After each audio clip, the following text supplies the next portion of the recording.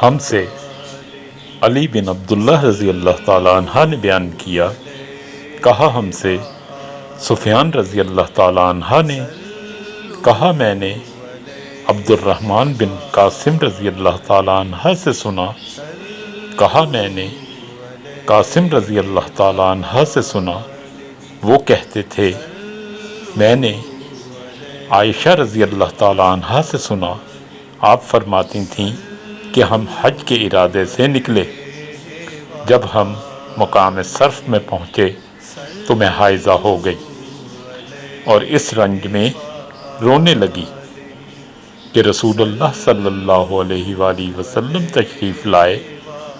آپ صلی اللہ علیہ وآلہ وسلم نے پوچھا، تمہیں کیا ہو گیا؟ کیا حائضہ ہو گئی ہو؟ میں نے کہا ہاں۔ آپ صلی اللہ علیہ وآلہ وسلم نے فرمایا کہ یہ ایک ایسی چیز ہے جس کو اللہ تعالیٰ نے آدم کی بیٹیوں کے لیے لکھ دیا ہے، اس لیے تم بھی حج کے افعال پورے کر لو، البتہ بیت اللہ کا طواف نہ کرنا۔ عائشہ رضی اللہ تعالیٰ عنہ نے فرمایا کہ رسول اللہ صلی اللہ علیہ وآلہ وسلم نے اپنی بیویوں کی طرف سے گائے کی قربانی کی۔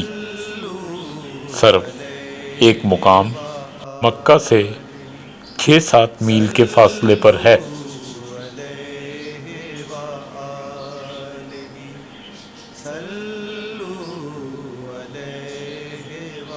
صحیح بخاری، کتاب حیض کا بیان، باب عورتوں کے لیے اس حکم کا بیان جب وہ نفاس کی حالت میں ہوں، حدیث نمبر 294۔